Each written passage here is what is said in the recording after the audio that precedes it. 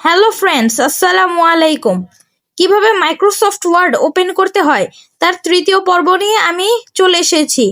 তো চলো শুরু করা যাক। আজকে আমরা শিখব কিভাবে রান কমান্ড থেকে ওপেন করতে হয়, এরপর আমরা শিখব কিভাবে ডেস্কটপে আইকন থেকে ওপেন করতে হয়, এবং সর্বশেষ আমরা শিখব কিভাবে কিবোর্ড শর্টকাটের মাধ্যমে মাইক্রোসফট ওয়ার্ড ওপেন করতে হয়। পদ্ধতি 5, কিভাবে রান কমান্ড থেকে মাইক্রোসফট ওয়ার্ড ওপেন করতে হয়। তো রান কমান্ড থেকে মাইক্রোসফট ওয়ার্ড ওপেন করতে হলে আমরা সার্চ বক্সে গিয়ে লিখব রান। এরপর আমাদের সামনে যে অ্যাপ্লিকেশনটি আসবে তা আমরা ওপেন করে নেব, অথবা আমরা কিবোর্ড থেকে যদি উইন্ডোজ+R চেপে ধরি তাহলে রান কমান্ড বক্সটি চলে আসবে।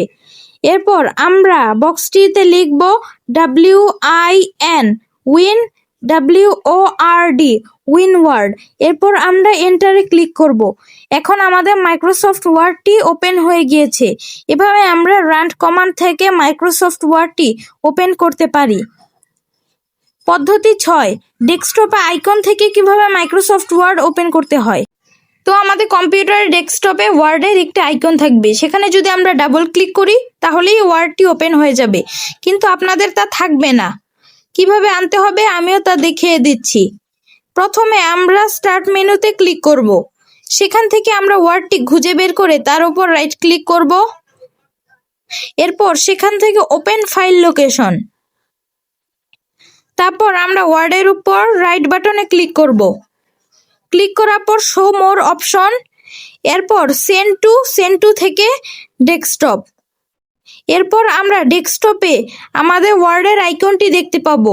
এখানে যদি আমরা ডাবল ক্লিক করি তাহলে আমাদের মাইক্রোসফট ওয়ার্ডটি ওপেন হয়ে যাবে। আমাদের মাইক্রোসফট ওয়ার্ডটি ওপেন হয়ে গেল। এভাবেই আমরা ওয়ার্ড ওপেন করতে পারি এবং এডিটিং করতে পারি।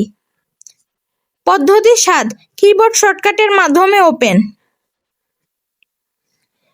কিবোর্ড শর্টকাটের মাধ্যমে আমরা যে কোনো জায়গা থেকে মাইক্রোসফট ওয়ার্ড ওপেন করতে পারি।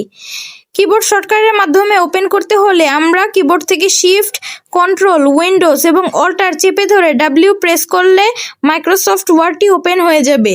এভাবেই আমরা কিবোর্ড শর্টকাটের মাধ্যমে আমাদের মাইক্রোসফট ওয়ার্ডটি ওপেন করতে পারি। আমার ভিডিওটি যদি আপনাদের কাছে ভালো লেগে থাকে তাহলে আমার চ্যানেলটি সাবস্ক্রাইব করে দিন।